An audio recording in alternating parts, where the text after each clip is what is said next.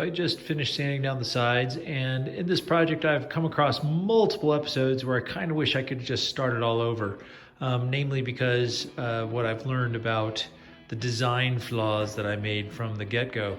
And I know I can do it better the second time around, but for instance, I've already got a big hole in the back here. You can see where I have sanded off the old Woody logo and just made a complete flat surface of the back, blending it in with the top and the bottom.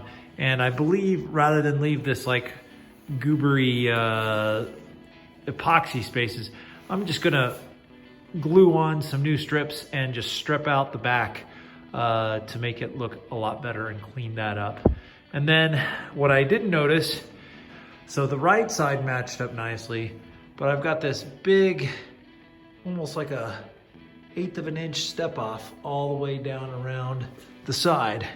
And if I flip over the boat from the bottom, you can see this gap is considerable, and even in some places misses, and there's air shining through here. The reason I'm continuing to work on it is because I want to illuminate just how forgiving this building method is. So all I'm going to do to fill that gap is I'm going to glue a new wood strip right along the top of where it's sticking out, feather it in and blend it in with the sander. And when I throw on a new layer of glass, no one will know the better except for you, the viewer, and me, myself. But for now, we're gonna stay the course, and I've got faith that Woody will make it onto the water and fly.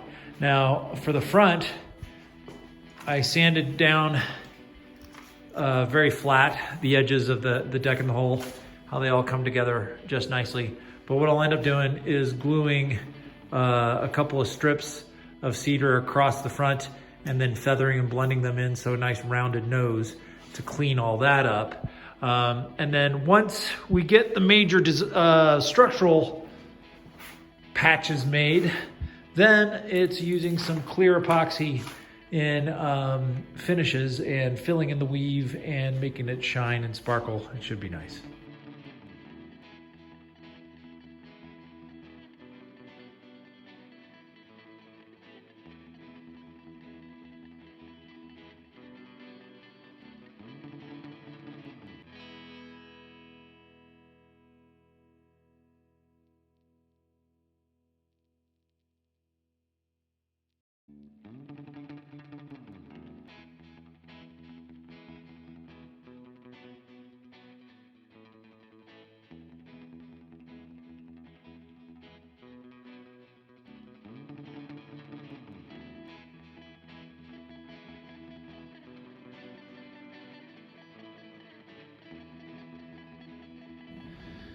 So I've got my nose piece all glued up here and just needs to be smoothed out. And I've also got that extra piece of wood installed with epoxy along the side. And I've rebuilt the transom here with flat pieces of wood. Now I'm just going to take out the orbital sander, and the cedar is so soft that it almost melts around the orbital sander, and you use it to shape and clean things up really well. And then also that patch of wood there. And then hopefully very soon I'll be fiberglassing the sides and moving on to the cosmetics.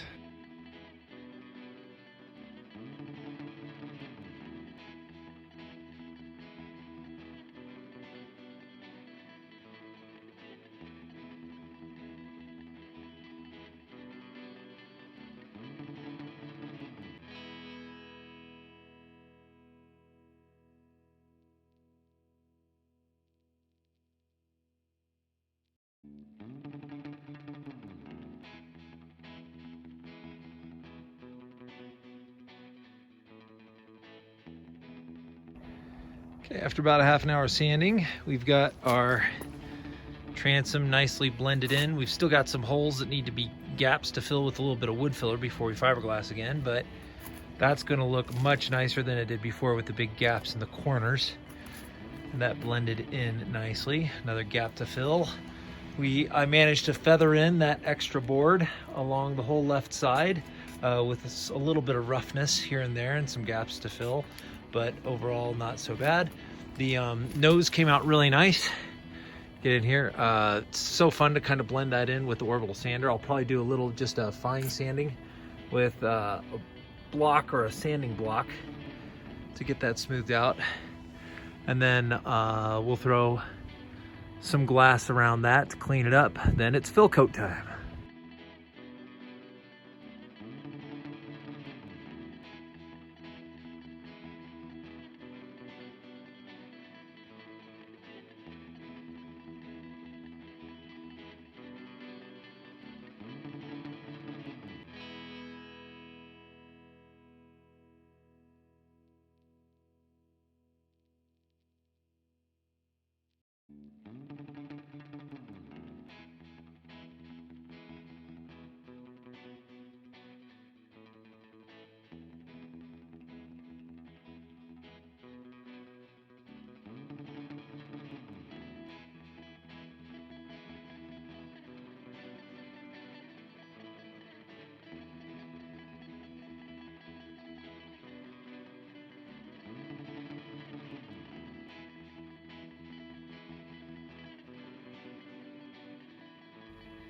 Okay, so I finally got all of the fiberglassing done.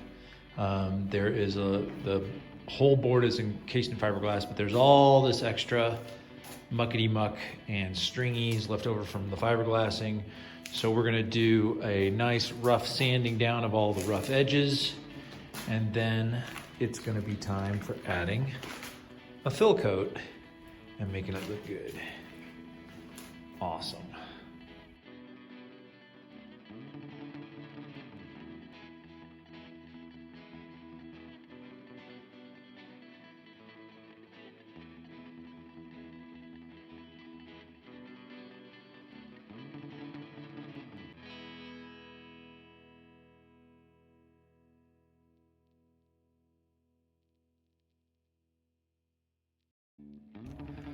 So the board's all smoothed out and ready for fill coats now. I did run into some issues with the hatch lid and the fiberglass that was wrapping around. Because of the tight turns of the fiberglass, there were a lot of bubbles and swells that had to be sanded out. So I think in retrospect, I probably would not even do the full wraparound fiberglass for this, but all the fiberglassing underneath is strong and secure, and would probably offer all the structural rigidity I need. You'll see also there's all the schmutz from the wraparound fiberglass that then got added that I could have avoided. But at this point, this is still a prototype and I'm happy with it. But I did get the lid now, will fit in well. And I've got a design for my traction pad that's gonna go over the top of the board that's gonna maintain the continuity of the lines of the wood. So I do wanna keep the wood lining up the way it is, but time for fill coats and cleaning it up.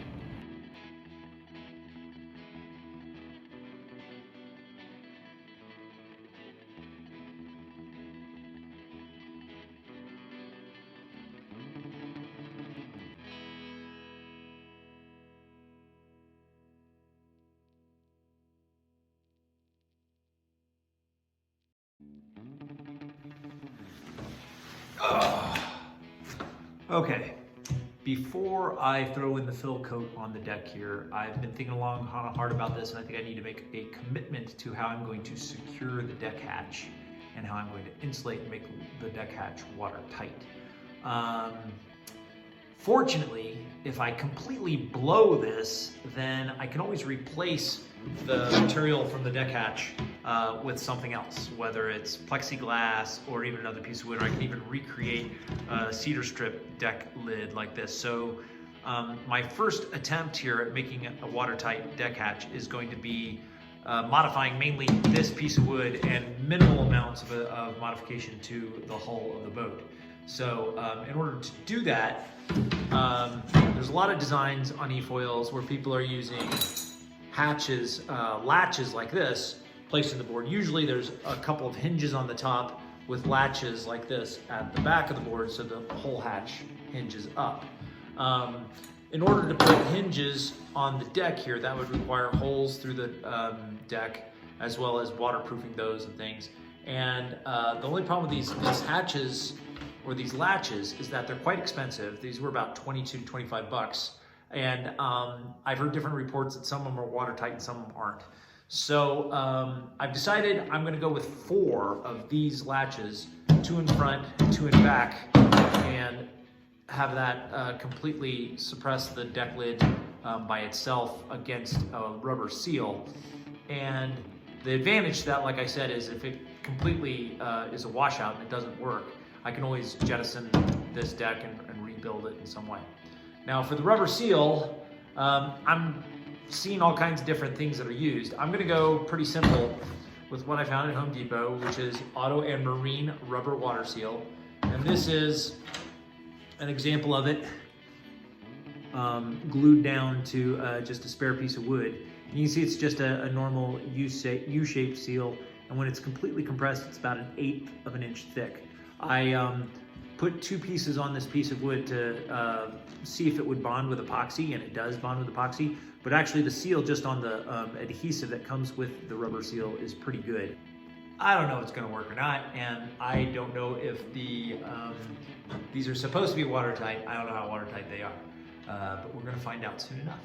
Anyway, we'll see how that turns out. Wish me luck.